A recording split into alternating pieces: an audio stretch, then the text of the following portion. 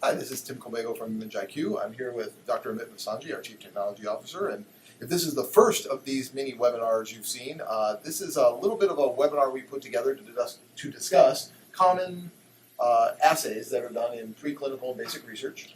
And we talk a little bit about the assays and a little bit about how people analyze the images. At ImageIQ, we're excited about image analysis and image analysis software, so we like talking about those kinds of things. And so today's topic is the cell invasion analysis. That sounds really cool. Yeah, it does. I like it.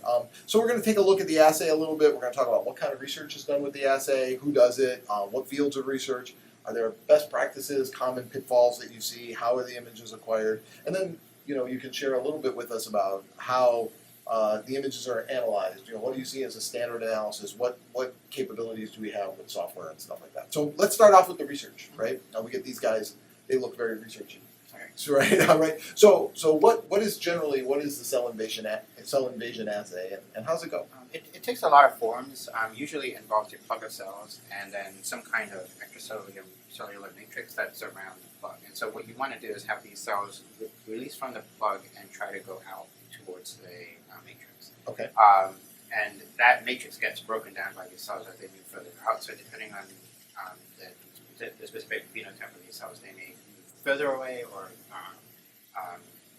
not move so far away from the edge of the plug. And you can add stuff to the matrix too to make them stimulate movement away from the plug as well. So people use it in multiple different ways. The basic principle is to figure out how far these cells are moving away from the plug where they started from. Got it. So you're talking like angiogenesis research, Yeah, that kind of correct. stuff? Yeah, if you have two targets for cancer drugs, you'll try to inhibit their invasion. If you want to stimulate wound healing, you want to look to see if these cells are moving further away, and you add drugs to make them go faster. Got it. So it cuts both ways. Yes, Yeah, right. it cuts both ways. Okay, that's super cool. So when you do this kind of assay, how does the image acquisition work? I mean, the images look kind of like what we have up here on the screen. Correct. Right? So you're generally trying to take an image of the entire plug. So you can raster scan and take do a stitched view of it if you want really high resolution. I don't think in this case, for some of the images that you're seeing, they're not really high resolution. The idea is to make sure that you can see the cells that are moving away from the edge of the plug, and you don't have to see the exact morphology, but you need to see enough of them that you can do a general count. You got to distinguish between one or the other, right? Okay, that makes sense. And then, in terms of the actual imaging and the protocol, if you will, for lack of a better word, the assay protocol, is this something that's videotaped? Because we see a lot of cell migration stuff where we're getting video. Right. That's a good point. You could do this in time lapse. The algorithm or the IQ bot that we'll be describing later, it actually does it on a frame by frame. So if you had 100 frames, it would just do them all. Got it. So and then it would do the same analysis on each frame. Is that fairly common, or is it more of a just take a couple of pictures? It can be. It depends on your cell type. So some cells move really fast, and some cells move really slow. And then if your matrix is really big, they're really slow. So they may just take an image, put the dish back into an incubator, and then come back and take another image. Or they may leave it on the microscope if it has CO2 and O2. It will keep taking images. So Got it. It depends on how you set up yours. So given that I'm a little bit of a novice in this, when you talk about very fast and very slow, what's like the fastest cell invasion assay that you think? Something like minutes, days? Some cells move really fast. So I think keratinocytes move really fast. I think there's certain fish cells that people use. They move really fast as well. Okay. But you're talking about hundreds of microns in like a few seconds. Oh wow. Yeah, Okay. Just dart around. So. Got it. But I just did that. Got it. Okay, so this can be a very short experiment, or it could be a long experiment if you're taking things and putting them in incubators and you're looking over days and days and days. So what are some of the common pitfalls? Obviously, there's a little bit of work here that has to be done, right? Yeah. So you could probably see it in some of these images here. If your plug is too close to the edge of a dish or a well, you get shadowing from the edge of the dish. And we can account for it for some of the images, and I think some of them you can actually see that edge of the well. But if it's really, really close, you're going to shadow all of the cells in that area, and it's going to give you an incorrect count. So you want to make sure your plug is a little bit away from the walls of your well or wherever the dish is that the plug is residing. Got it. So that's kind of the main problem? That's the main problem. Also, make sure that you've got good enough contrast where you see the plug edges and you see your cells as well. So don't oversaturate your image so that you don't see the cells, but you see the edge of the plug, and don't undersaturate where you see too much shadowing around the plug, and then it covers all of the cells. Got it. So you got exposure issues. So is there a problem with exposure? Like I'm picturing, kind of the put it back in the incubator time version of this. I mean, is there a problem with different exposures? You got to have your microscope protocol pretty well defined, so it's the same every time. Not necessarily. So for this particular algorithm that we wrote for this IQ bot, it's actually agnostic for the most part for the shadowing. So it can level, and it doesn't depend on thresholding per se. So it normalizes based on sort of neighborhoods of brightness and contrast. So instead of looking at the whole image in the threshold. Got it. Well, if you look at the standard of analysis, then now if we bring that slide up and talk about that, we've got people who are looking at this, right, and trying to figure out what's going on. How does that usually work? So generally, you've got somebody that will take these images and put them into ImageJ or MATLAB or something. Choose your favorite. Sure. Freeware, right? And MATLAB's not freeware. Correct. Right. I'm just saying the guys in MATLAB. Right. If you have a pirated version or you're using an academic version, right. It's generally free to use, right? Right. But you'll open it there and you'll apply a thresholding. The thresholding, if you do a fixed thresholding, like I mentioned, you're actually, depending on your image quality, you could be picking up not enough of your cells and too much of the plug. So there's a happy balance there, but you're adjusting that for every single image, and it's not really consistent. And then are you drawing circles around kind of where the outermost? Correct. So you can see some of the outlines here that the algorithm did. But what a user will do is the same sort of measurements. They'll do an outer. Yes, they'll do an outer boundary for the cells and the inner boundary or outer boundary for the plug. Okay. And then they'll make measurements in specific areas for mean distance. Okay. Not for the entire plug. Right. Okay. So, but if you move to a software-based analysis, now you can actually start getting a little more sophisticated. Right. So if the algorithm auto detects the edges, doesn't use a fixed threshold, and it finds the edges of both the cells and the plug, it can find all of the distances from the plug to the edge of or the furthest cell away from the plug. So that's an automated process that happens in a couple of minutes. So. Right. So but when you're doing that, then and you're going from assay to assay, you've got to make sure you're controlling your algorithm. You're doing all the right things in terms of making sure that the algorithms. I say controlling the algorithms. One is just in control, right? You've got the algorithm. You can repeat it on a image to image basis, and you can't be changing the thresholding every time and stuff like that because it gets weird. Right. Because the more of that you introduce into the pipeline, the less reproducible it is. So let's say you had a student working on it and they did it a certain way and they applied certain thresholds.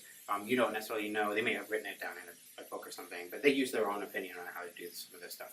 You haven't that student leaves, you have another student that comes in and does the same thing, and you're going to get totally different. Yeah, we see that a lot. Yeah. I'd argue that even if the same student came back into the same image, you'll have a different.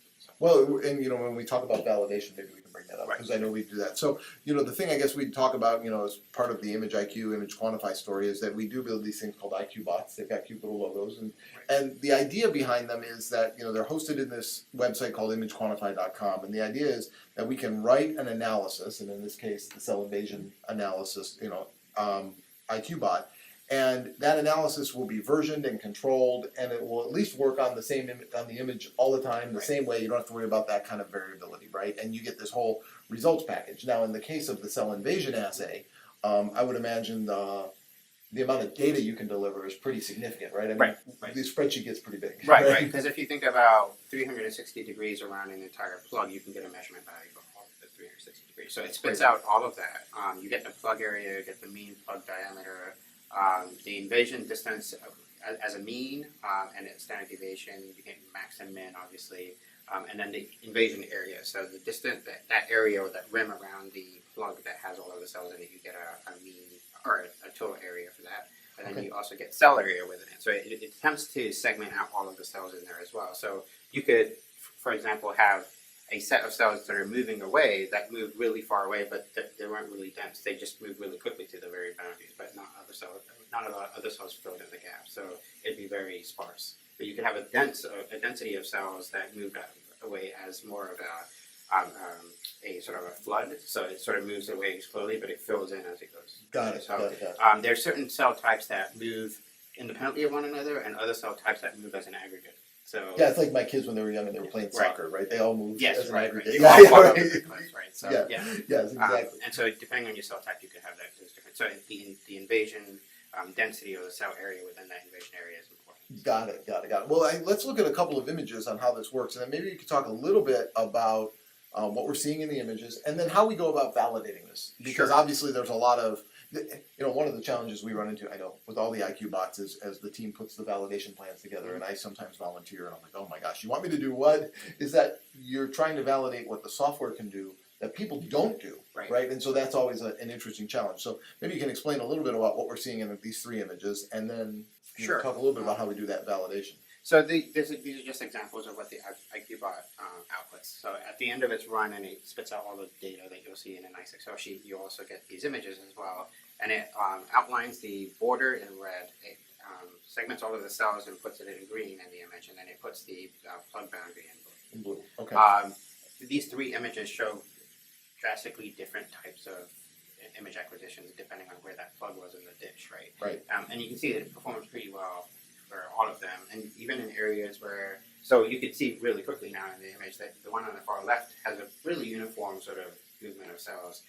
As you move all the way to the right, you can see one edge of the plug didn't even get any cells that moved away from it. So, right. And that's important to quantify, because if you did it by hand, you may just pick one side of it and then ignore the other side, but you want to get a mean of that. And the circle you see on the far right image there, the black, there's a blackness around. Is that the edge of the dish? Is that the dish? That could be a couple of things. You could have not opened the aperture on your microscope, so okay, you could have vignetting. It could be just the vignetting from the objective itself. It could be shadowing from the. Got it. So in terms of validation, how do you go about validating something like this? So we tortured 4 or 5 people here to take a set of these images. So it could be 30 images, for example. They'll go in and manually draw areas where they think the distances of the cells are moved.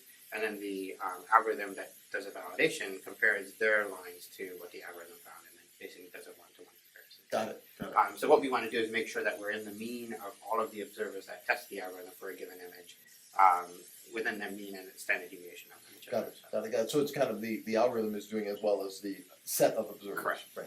Got it. Very cool. Well, that's awesome. Well, that's, I think, what we had to say about cell invasion assays today. Thanks very much for watching. And if you have any questions about this or any of the other assays we've talked about in these mini webinars, or even more interestingly, if you have a topic for a mini webinar, let us know. Send us an email that you can see on the screen. Give us a call. We're happy to hear from you. Or if you're doing this kind of assay and you want to check out the IQ bot, I think you can actually try a few images for free.